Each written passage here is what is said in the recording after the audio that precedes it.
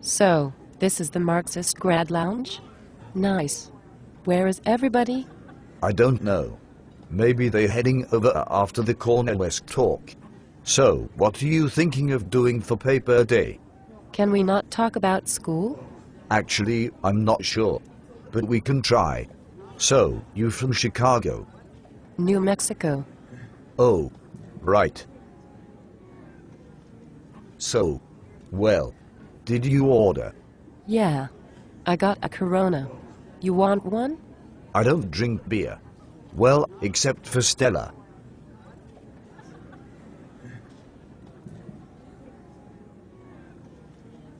Okay. So, well, anyway, I'm glad it isn't snowing. Yeah, but now we have to watch fake tan undergrads objectify themselves on the front lawns and cafe tables of every public street in town. Do you consider the front lawns of private properties part of the public, really? I mean, it seems like Habermas. I don't want to talk about school.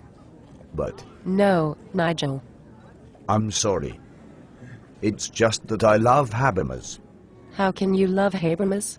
He's so androcentric. That's what I like about Bin Habib. In Models of Public Space even she says that the women's movement and feminist theorists in the last 2 decades have shown that traditional modes of drawing the distinction between public and private have been part of a discourse of domination that legitimizes women's oppression and exploitation in the private realm. Oh bloody hell. Was that a direct quotation? More or less. My point is that Habermas ignores women.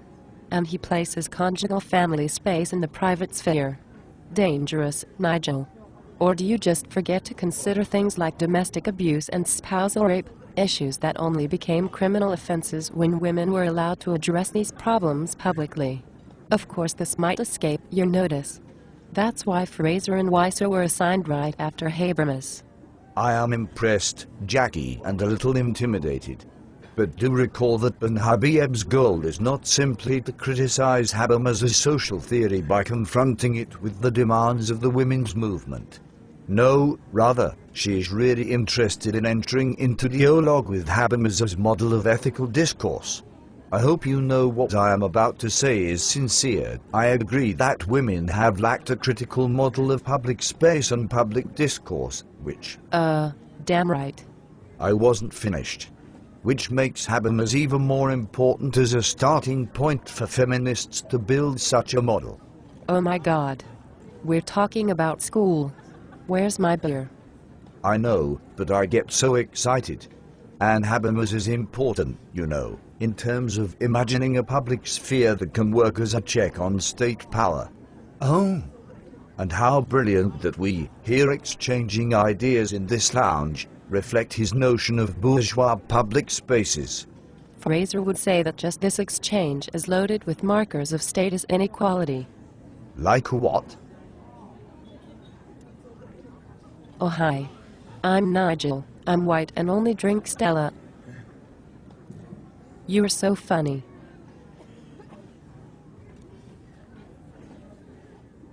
Not to mention, you're a man. And a straight man. You are straight, right? What the devil does that have to do with anything? But yes, I am. It has everything to do with everything we've unfortunately been talking about while we're not supposed to be talking about school. According to Warner, that is... I didn't finish reading Warner. Oh, you are so straight. Okay, so we are doing this talking about school thing no matter what, right? It certainly seems to be unavoidable at this point, yes. Alright, so then let me crack this egg of knowledge on you, since this is apparently the only thing I am able to do on a Friday night. Warner said that notions of public and private often do not seem theoretical at all. They seem preconceptual, rooted in the orientations of the body. He asserts therefore that you can't talk about the ethics of public and private spheres without talking about gender. For reasons Fraser and Bin Habib already helped me articulate earlier in the conversation. And you cannot talk about gender without talking about Judith Butler, which is talking about performativity of gender. And queer identities, the performance of which is always a public act. And queer identities always lead to foul call. This is why your gender and sexuality is important. And there you arrive. I arrive where? Power, my friend. You can't see it. Because you have it.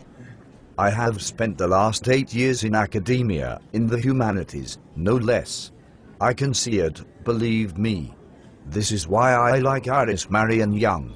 She methodically articulates the types of oppression using a legislatively applicable model, which is exactly why I've been saying Habermas is important. We need theories that can be directly applied to existing institutions. So yes, we've arrived. I agree. Wait. Where did we arrive? At power. Focused. How to look at power at work in the institutions that we assume are accessible to the public. Like academia. This conversation between the two of us, which, as you said, does reflect markers of status.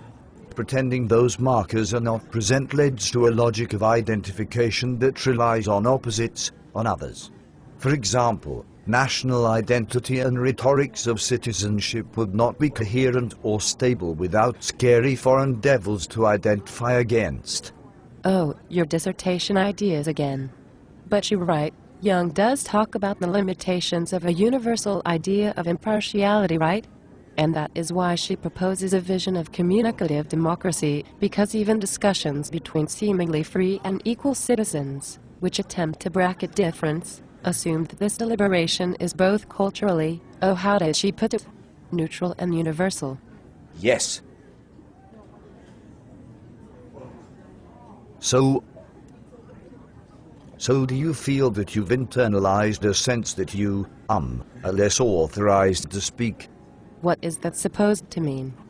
Well, it's just that this is an actual discussion, and Young says that in situations of actual discussion male speaking styles are privileged. And this is an academic situation now. Thanks to you. And most academic situations tend to exacerbate that privilege. I'm on your team, Jackie. I thought I would ask you directly out of respect and responsibility. Actually, Nigel, since you're asking, which is cool, I have felt as if I am expected to speak like my male colleagues in class. But if I speak academically in, say, a bar, with a cute environmental lawyer I just met and would like to date, I appear less feminine. You? I would not have guessed. I think that the literature Young notes about women feeling silenced in situations that value assertiveness is spot on.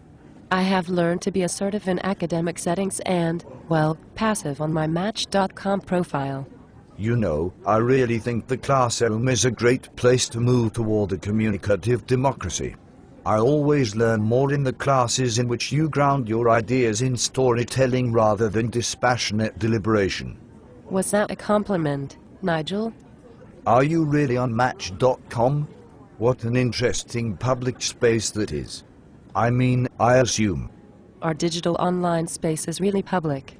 We cannot apply public sphere theory to the internet. According to Dean. Why not? Online spaces enable, according to Jenkins, and I really like Jenkins, a participatory culture that encourages democratic citizenship. Yeah, but what about the conditions of what Dean calls contemporary technoculture? Think about it. Even the architecture of the internet is exclusionary, and a public sphere is supposed to be open to all. Serious questions of accessibility surface when we talk about the internet. And accessibility is more than just materiality. The internet was invented by men. White men. Another setting that privileges Western male discourse. Yes. But even bolder expands on Habermas to acknowledge that growth of information inequality threatens basic human rights, the power of state and corporation to engage in electronic surveillance in civil society threatens both the rights of groups to speak and organize and the privacy rights of individuals. New forms of citizenship and public life are simultaneously enabled by new technology and restricted by market power and surveillance. The internet is both restrictive and empowering. Habermas might note that. Are you with Habermas? Get a room. Did you even read Habermas? Yeah. Strategically. So, So, I personally don't think I could understand any of this without him. Habermas's ideas lay the groundwork for all the theory we have read. Certainly you read Reingold, right?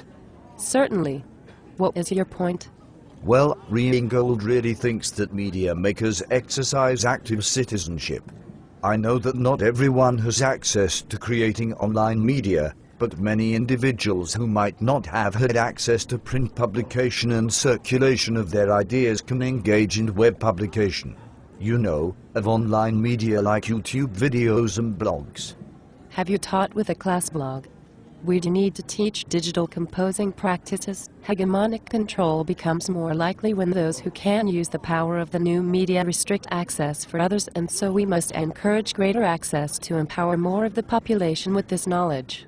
Think of the essay as the old interface students needed to compose into in order to access power and status. Yes.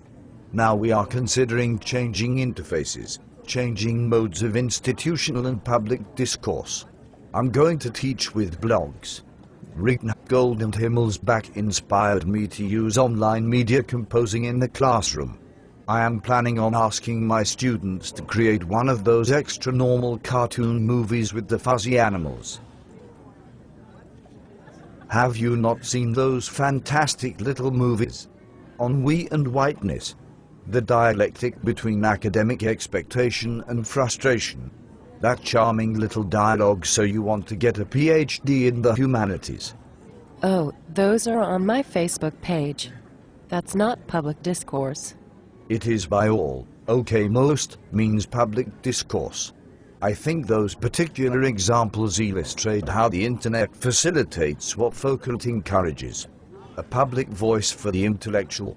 Get us out of the ivory tower. Warner encourages that too. I didn't finish reading Warner.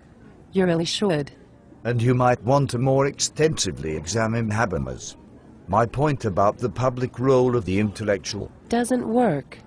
No one ever watches those little extra normal movies except academics and grad students in seminar classes who are subjected to the multimodal, collaborative experiments of their peers.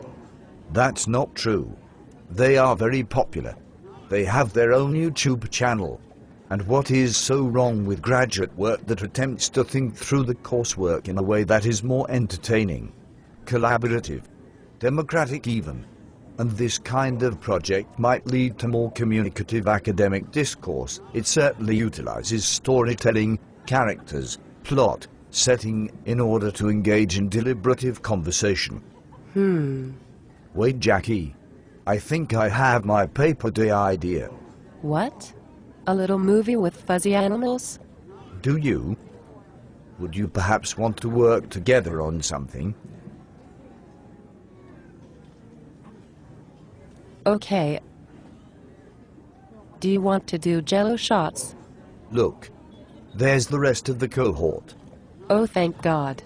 We can finally talk about something else. I wonder how their arrival will change this public space.